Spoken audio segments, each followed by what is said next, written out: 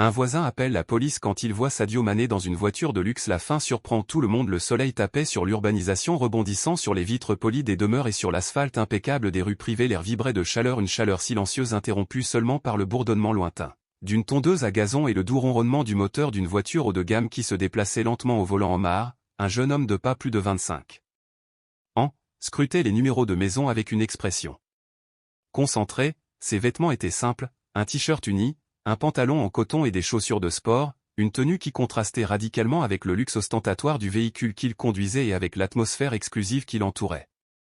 La voiture, un modèle sportif aux lignes élégantes et à la couleur sombre, glissait silencieusement comme une panthère dans la jungle asphaltée. Omar conduisait avec prudence, respectant les limitations de vitesse comme s'il ne voulait pas troubler le calme tendu et artificiel de ce lieu. Son regard serein et attentif fouillait un numéro précis, une adresse qu'il avait été chargé de trouver. Il n'y avait aucune trace de nervosité sur son visage ni le moindre signe d'intimidation par l'environnement opulent. Il accomplissait simplement une tâche depuis son jardin parfaitement entretenu.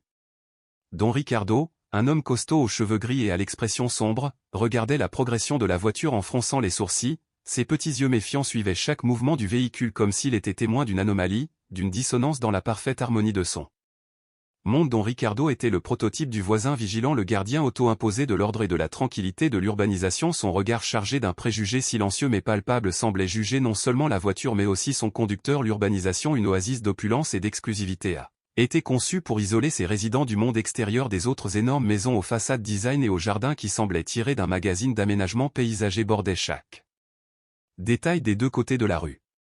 De la hauteur des haies à la couleur des tuiles, il a été soigneusement étudié pour transmettre une sensation d'uniformité et de richesse.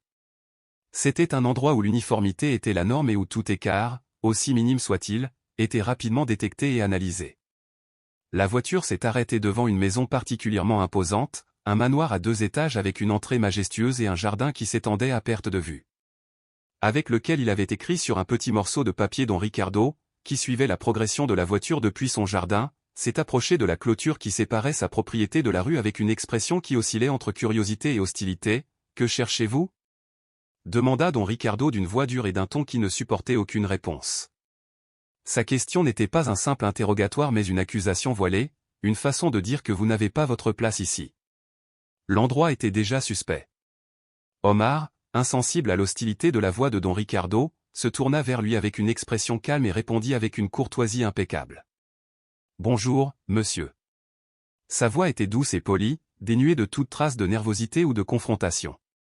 Série d'instructions. Il a examiné les instructions avec ses yeux en les comparant avec le numéro qui apparaissait sur l'imposante entrée du manoir. Il était évident qu'il s'assurait qu'il n'avait pas fait d'erreur. « Excusez-moi, Omar a répété avec la même courtoisie sans lever les yeux de ses notes, mais je pense que c'est là. Bonne adresse. Monsieur Mané m'a demandé de venir chercher quelques documents. Don Ricardo cependant n'était pas disposé à accepter cette explication. L'attitude calme d'Omar, au lieu de le calmer, l'exaspérait encore plus. Il l'interprétait comme un manque de respect, une moquerie de l'autorité qu'il s'est imposée. « Ne me raconte pas d'histoire » a claqué Don Ricardo, élevant la voix au point que les veines de son cou se gonflaient visiblement. « Il n'y a pas Monsieur Mané ici et vous n'avez rien à faire ici. Vous traînez, c'est ce que vous faites. Je t'ai déjà vu et je sais que tu n'es pas d'ici. » Insurmontable entre nous et eux était la verbalisation d'un préjugé profondément enraciné, la manifestation d'une mentalité qui jugeait les gens par leur apparence et leur origine plutôt que par leurs actions. Le tumulte a commencé à attirer l'attention des autres habitants. Certaines têtes regardaient par-dessus les clôtures, d'autres s'arrêtaient lors de leur promenade matinale, curieuse de l'origine de la dispute grandissante. Une voisine, Donia Clara, une femme plus âgée avec un geste gentil et un regard paisible, observait la scène depuis la fenêtre dans sa cuisine avec une expression de profond malaise. Elle percevait l'injustice de la situation, l'humiliation à laquelle le jeune homme était soumis, mais elle se sentait paralysée par la peur, incapable d'intervenir dans un conflit qui, selon elle, pourrait dégénérer rapidement.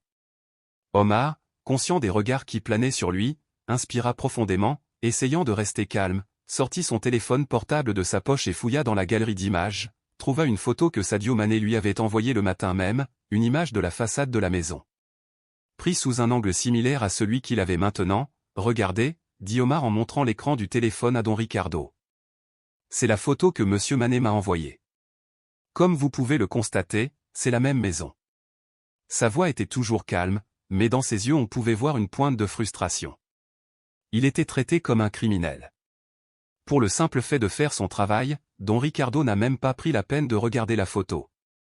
Il l'a jetée d'un geste méprisant de la main, comme s'il s'agissait d'une preuve sans importance, d'une grossière falsification. Rien, cria-t-il, le visage rouge de colère. N'importe qui peut prendre une photo d'une maison. N'essayez pas de me tromper. Les gens comme vous n'ont pas leur place dans cet endroit. Vous devriez revenir par où vous êtes venu avant l'appel de la police. Téléphone portable de sa poche avec un mouvement brusque, presque théâtral, le doigt tremblant d'adrénaline, il tapa le numéro d'urgence avec une maladresse qui contrastait avec la sécurité qu'il entendait projeter. Il se sentit soutenu non seulement par sa propre conviction mais aussi par les regards de certains voisins qui, même s'ils n'osaient pas intervenir directement, observaient la scène avec un mélange de curiosité et d'approbation silencieuse. Citoyen modèle soucieux de la sécurité de sa communauté aimerait signaler un individu suspect. Oui, ici dans l'urbanisation il est dans un véhicule haut de gamme sûrement volé. Pendant qu'il parlait il regardait attentivement Omar comme s'il voulait que chaque mot chargé d'accusation et de préjugés le traverse comme un fait, qu'il décrivait aimer avec des termes volontairement vagues mais désobligeant un jeune homme d'apparence. Eh bien vous savez qu'il n'est pas d'ici. La phrase « il n'est pas d'ici » résonnait à nouveau chargée d'un sens qui était plus. Au-delà de la simple localisation géographique, c'était une façon de dire qu'il n'a pas sa place, que c'est un intrus, que c'est une menace. La description de la voiture était également inexacte. Don Ricardo a intentionnellement omis des détails importants tels que la marque ou le modèle, en se concentrant uniquement sur sa valeur économique. Il l'a décrit comme une voiture de luxe, une de celles qui coûtent une fortune. C'est sûr qu'il a été volé. Il construisait un récit dans lequel Omar, en raison de son apparence, ne pouvait pas être le propriétaire légitime d'un véhicule présentant ces caractéristiques. L'appel téléphonique a été passé.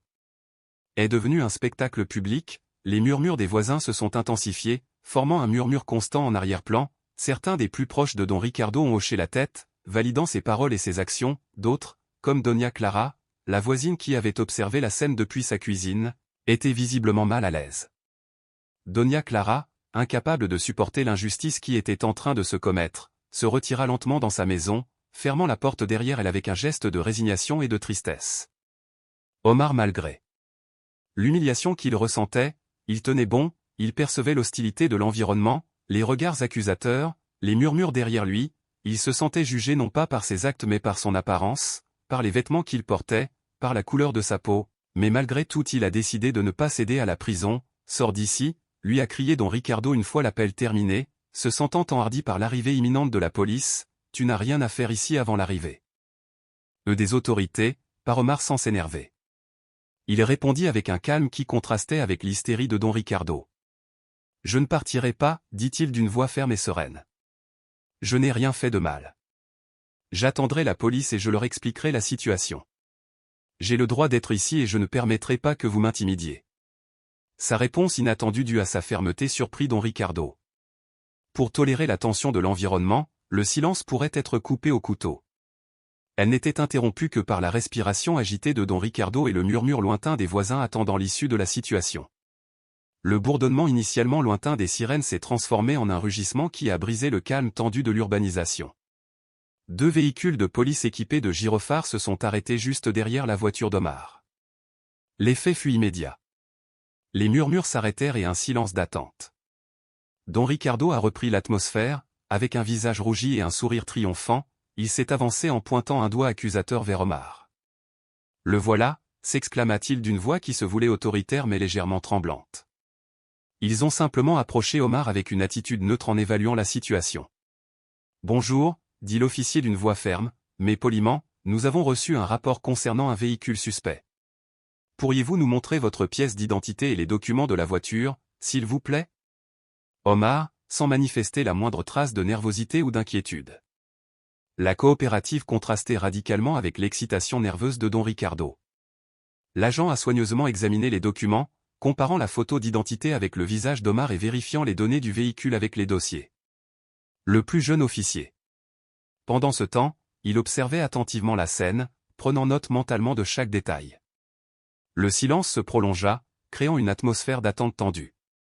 À ce moment précis, une deuxième voiture semblable à la première mais de couleurs différentes s'est approchée des lieux et s'est arrêtée. S'arrêtant doucement quelques mètres derrière lui, le triste Manet descendit vêtu de vêtements de sport décontractés avec son sourire amical caractéristique et sa démarche calme. Les voisins qui observaient la scène étaient généralement surpris.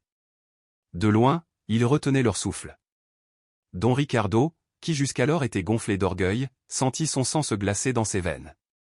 La supériorité disparut en un instant. Manet, inconscient du tumulte qu'il avait provoqué, s'approcha d'Omar d'un pas calme et le salua d'une tape affectueuse sur l'épaule. « Omar, tout allait bien. » demanda-t-il avec sa voix douce et son accent caractéristique. « Avez-vous trouvé la maison sans problème ?» Omar, soulagé par l'arrivée de Manet, sourit pour la première fois de tout l'après-midi. De l'eau mais. Elle n'émettait aucun son cohérent. L'expression de son visage était un mélange d'incrédulité, de honte et de peur. Le pouvoir qui émanait auparavant de ses préjugés et de sa position sociale avait été complètement renversé. Manet, dirigeant son regard vers les agents, leur expliqua la situation avec sa courtoisie et sa simplicité habituelle. « Bonjour, officier, dit Omar. Il travaille pour moi. Il est mon assistant personnel et la voiture. En fait, c'est ma propriété. Je lui ai demandé de venir chercher des documents chez moi. » Son explication était claire et concise.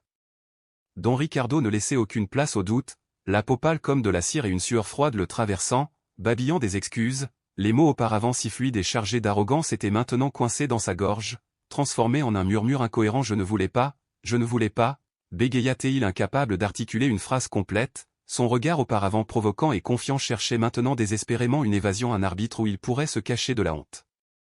Qui le consumait? Le moindre signe de ressentiment. Visage serein et aimable, il ne reflétait pas la moindre ombre de colère ou de ressentiment. Il s'est limité à observer Don Ricardo avec un mélange de compassion et de tristesse. Il a compris que l'homme aveuglé par ses préjugés avait commis une grave erreur, mais il n'a pas vu la nécessité de mettre plus d'huile sur le feu. « Ne vous inquiétez pas, dit Manet avec sa voix douce caractéristique de s'adresser aux officiers, je ne vais pas porter plainte. Je comprends que l'homme avait tort. » Il s'est arrêté pour chercher le mot correct en évitant délibérément les termes comme raciste ou classiste. Cela n'aurait fait qu'augmenter l'humiliation de Don Ricardo. Mais si je veux qu'on me fasse voir la gravité de ses actes, a-t-il poursuivi, on ne peut pas passer sa vie à juger les gens sur leur apparence ou sur la voiture qu'ils conduisent. C'est inacceptable. Les policiers qui observaient la scène avec un mélange d'étonnement et de professionnalisme hochèrent la tête. L'officier, d'un ton ferme mais mesuré, s'adressa à Don Ricardo. « Monsieur, vous avez commis une infraction très grave, lui dit-elle. Le regarder droit dans les yeux, faire une fausse déclaration à la police est un crime et le faire sur la base de préjugés est encore pire. Vous avez mobilisé inutilement des ressources publiques et soumis un citoyen innocent à une situation humiliante. Nous pourrions vous arrêter maintenant et vous feriez face à de graves conséquences juridiques. » Le jeune officier, gardant son expression neutre, a en outre ajouté que votre comportement discriminatoire est inacceptable. La loi est la même pour tout le monde indépendamment de leur race, origine ou statut social. Vous devriez réfléchir à vos attitudes et aux dommages qu'elles peuvent causer la prochaine fois que vous serez tenté de juger quelqu'un sur son apparence. Rappelez-vous cet incident et rappelez-vous les conséquences qu'il pourrait avoir. L'atmosphère auparavant chargée de tension et d'hostilité s'est complètement transformée. Les voisins qui d'abord avaient observé la scène avec curiosité, parfois avec une approbation silencieuse, se dispersèrent maintenant honteux, murmurèrent entre eux certains des plus proches de Don Ricardo. Ils lui reprochèrent son attitude, d'autres, comme Doña Clara, qui avait assisté à la scène depuis sa fenêtre, éprouvèrent un immense soulagement lorsqu'ils virent que la justice avait prévalu. Même s'il était tard, Manet, après avoir échangé quelques mots avec Omar, s'assurant qu'il allait bien, a dit au revoir au policier avec un geste de gratitude, est monté dans sa voiture et est reparti, laissant derrière lui un silence plein de sens. Omar, avec un léger sourire de satisfaction, un sourire qui n'était pas celui de triomphe mais de soulagement et de réaffirmation, monta.